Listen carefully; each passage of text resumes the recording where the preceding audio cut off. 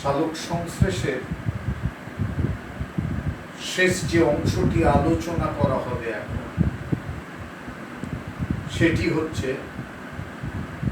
অন্ধকার দশা।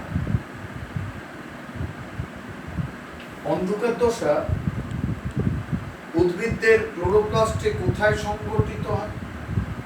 স্ট্রোমা বা ধাত্র অঞ্চল, ক্লোরোপ্লাস্টের স্ট্রোমা অঞ্চলে সংঘটিত হয়। প্রয়োজনীয় উপাদানগুলি কি কি? Carbon dioxide, RuBP, NADPH2, ATP। এখন অন্ধকার দশায় বিভিন্ন জৈব যৌগগুলো নামকরণ প্রথমে করতে হবে। আরইউবিপির পুরো নাম ribulose bisphosphate.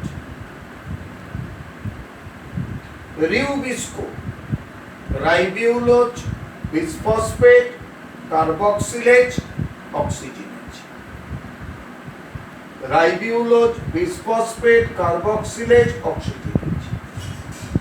DPOB diphosphoribitol. PGA phosphoglyceric acid. DPGA বা BPGA, DPGA ডাইফসফোগ্লিসারিক অ্যাসিড অথবা BPGA bis phosphoglyceric acid. PGALD phosphoglyceraldehyde. RUMP ribulose monophosphate. FDP fructose diphosphate. FMP fructose monophosphate. অন্ধকার দশাকে আমরা 5টা ভাগে ভাগ করতে পারি। প্রথমে হচ্ছে কার্বন ডাই অক্সাইডের স্থিতিকরণ এবং PGA সংশ্লেষ। পরিবেশ থেকে কার্বন ডাই অক্সাইড গ্রহণ করে পাতার মেসোফিল কলা মধ্যস্থ 5 কার্বন বিশিষ্ট জৈব যৌগ আরইউবিপি বা রাইবোউলোজ বিসফসফেট। পরিবেশ থেকে 6 অণু কার্বন ডাই অক্সাইড পাতার মেসোফিল কলা মধ্যস্থ 5 কার্বন বিশিষ্ট জৈব যৌগ 6 অণু আরইউবিপি গ্রহণ করে আরইউবিপি কার্বক্সিলেজ বা কার্বক্সি ডাইমিউটেজ অথবা রাইবোউলোজ বিসফসফেট কার্বক্সিলেজ অক্সিজেনেজ নামক উৎসেচকের সহায়তায় সর্বপ্রথম যে অস্থায়ী যৌগ গঠন করে তাকে বলা হয় DPOB।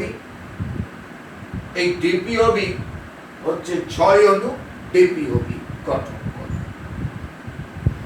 এই 6 অণু DPOB 6 অণু জলের সঙ্গে রাসায়নিক বিক্রিয়ায় অন্ধকার দশায় সর্বপ্রথম যে কার্বন যুক্ত স্থায়ী জৈব যৌগ গঠন করে তা হলো PGA বা ফসফোগ্লিসারিক অ্যাসিড। এই ফসফোগ্লিসারিক অ্যাসিড 3 কার্বন বিশিষ্ট জৈব যৌগ এবং 12 অণু। তাহলে বলা যেতে পারে যে 5 কার্বন বিশিষ্ট জৈব যৌগ আরইউবিপি বা রাইবোউলোজ বিসফসফেট অন্ধকার দশায় প্রথম উৎপন্ন স্থায়ী কার্বন যুক্ত জৈব যৌগ যেটা গঠন করে সেটা হচ্ছে PGA বা ফসফোগ্লিসারিক অ্যাসিড। এটা 3 কার্বন বিশিষ্ট জৈব যৌগ। নেক্সট, PGA এর বিজারণ এবং DPGA এর সংশ্লেষ বা BPGA এর সংশ্লেষ। উৎপন্ন 3 কার্বন যুক্ত ফসফোগ্লিসারিক অ্যাসিড উৎপন্ন 3 কার্বন যুক্ত 12 অণু ফসফোগ্লিসারিক অ্যাসিড আলোক দশায় সংশ্লেষিত 12 অণু এটিপির সহায়তায় এবং ফসফোগ্লিসারোকাইনেজ নামক উৎসেচকের উপস্থিতিতে 3 কার্বন যুক্ত যে ডাইফসফোগ্লিসারিক অ্যাসিড বা বিসফসফোগ্লিসারিক অ্যাসিড গঠন করতে সক্ষম হয়। তাহলে দেখা যাচ্ছে 3 কার্বন যুক্ত 12 অণু ফসফোগ্লিসারিক অ্যাসিড রূপান্তরিত হয় 3 কার্বন যুক্ত 12 অণু ডাইফসফোগ্লিসারিক অ্যাসিড বা বিসফসফোগ্লিসারিক অ্যাসিড। নেক্সট, ডিপিজি এর বিজারণ এবং পিজিএলডি এর সংশ্লেষ ডাইফসফোগ্লিসারিক অ্যাসিড বা বিসফসফোগ্লিসারিক অ্যাসিডের বিজারণ এবং ফসফোগ্লিসারল ডিহাইডের সংশ্লেষ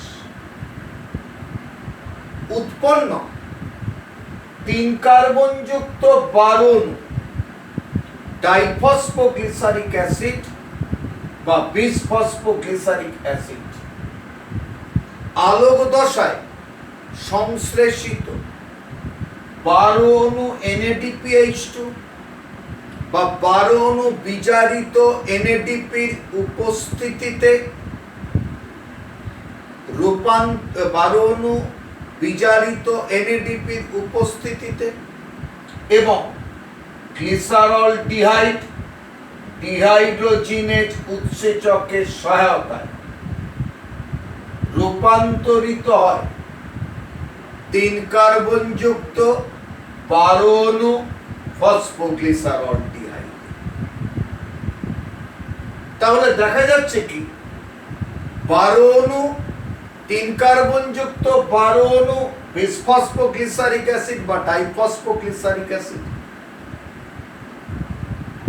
12 অণু বিজারিত NADPর সহায়তায় গ্লিসারল ডিহাইড ডিহাইড্রোজিনেজ উৎসেচকের উপস্থিতিতে রূপান্তরিত হয় 3 কার্বন যুক্ত 12 অণু ফসফোগ্লিসারল ডিহাইড।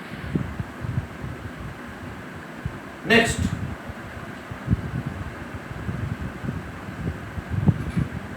আরইউবিপির পুনরুৎপাদন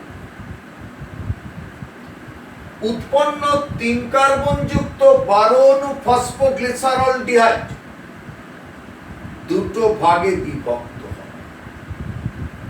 একটা হচ্ছে 10 অণু ফসফোগ্লিসারল ডিহাইড, একটা 2 অণু ফসফোগ্লিসারল ডিহাইড। তাহলে 3 কার্বন যুক্ত 12 অণু ফসফোগ্লিসারল ডিহাইড ভেঙে উৎপন্ন হয় 3 কার্বন যুক্ত 10 অণু ফসফোগ্লিসারল ডিহাইড। এই 10 অণু ফসফোগ্লিসারল ডিহাইড একটা অন্তর্বর্তী রাসায়নিক বিক্রিয়াপথের মাধ্যমে পরিশেষে রাইবিউলোজ বিসফসফেটে রূপান্তরিত হয়ে থাকে। এখন অন্তর্বর্তী বিক্রিয়াপথটা কি? 10 অণু ফসফোগ্লিসারল ডিহাইড ট্রান্সকিটোলেজ উৎসেচকের উপস্থিতিতে রূপান্তরিত হয় RUMP বা রাইবিউলোজ মনোফসফেট। 10 অণু ফসফোগ্লিসারল ডিহাইড ট্রান্সকিটোলেজ উৎসেচকের উপস্থিতিতে রূপান্তরিত হয় 5 কার্বন যুক্ত 6 অণু রাইবিউলোজ মনোফসফেট। এই রাইবিউলোজ মনোফসফেট ATP বা অ্যাডিনোসিন ট্রাইফসফেটের উপস্থিতিতে, তাহলে এই RUMP 6 অণু এটিপির উপস্থিতিতে এবং ফসফোরাইবোউলোজ কাইনেজ উৎসেচকের সহায়তায় রূপান্তরিত হয় 6 অণু আরইউবিপিতে। তাহলে দেখা যাচ্ছে কি 5 কার্বন যুক্ত 6 অণু আরইউএমপি বা রাইবোউলোজ মনোফসফেট 6 অণু এটিপির উপস্থিতিতে ফসফোরাইবোউলোজ কাইনেজ উৎসেচকের সহায়তায় রূপান্তরিত হয় তোমার 6 অণু আরইউবিপি অর্থাৎ রাইবোউলোজ বিসফসফেট। নেক্সট, গ্লুকোজ অণুর সংশ্লেষ। 12 অণু ফসফোগ্লিসারলডিহাইডের বাকি 2 অণু ফসফোগ্লিসারলডিহাইড আরেকটি অন্তর্বর্তী রাসায়নিক বিক্রিয়াপথের মাধ্যমে পরিশেষে গ্লুকোজে রূপান্তরিত হয়। কারো কারো মতে এই 2 অণু ফসফোগ্লিসারলডিহাইড প্রথমে রূপান্তরিত এফডিপি ফ্রুক্টোজ ডাইফসফেট রূপান্তরকরণে সাহায্য করে ট্রান্সকিটোলেজ উৎসেচক। এই এফডিপি বা ফ্রুক্টোজ ডাইফসফেট অ্যালডোলেজ উৎসেচকের সাহায্যে রূপান্তরিত এফএমপি বা ফ্রুক্টোজ মনোফসফেট। এই ফ্রুক্টোজ মনোফসফেট গ্লুকোজে রূপান্তরিত হয়। উৎপন্ন অতিরিক্ত গ্লুকোজ সালোক সংশ্লেষের বিক্রিয়াপথকে বন্ধ করে দিতে পারে, তাই গ্লুকোজ অণু থেকে 1 অণু জল বাদ হয়ে এটি স্টার্চ রূপে উদ্ভিদের বৃদ্গত কাণ্ড বৃদ্গত মূলে সঞ্চিত থাকে। আবার কারো কোনো মতে 2 অণু ফসফোগ্লিসারলডিহাইড প্রথমে রূপান্তরিত হয় ডিএইচএপি ডাইহাইড্রক্সি অ্যাসিটোন ফসফেটে। এখানে রূপান্তরিত হয় ডিএইচএপি ডাইহাইড্রক্সি অ্যাসিটোন ফসফেটে। ডিএইচপি রূপান্তরিত এফডিপি ফ্রুক্টোজ ডাইফসফেটে। এফডিপি রূপান্তরিত এফএমপি ফ্রুক্টোজ মনোফসফেট।